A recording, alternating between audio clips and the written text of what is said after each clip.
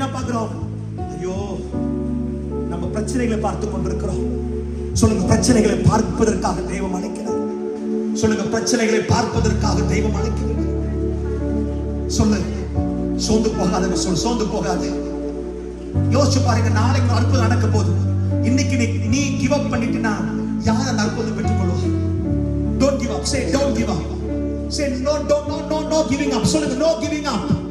சொல்லுங்க, no giving up. சொல்லுங்க, நான் ஒரு நாளும் சோர்ந்து போய் அமர மாட்டேன் என அழைத்த கர்த்தர் உண்மையுள்ளவர். நல்ல கையை தட்டு.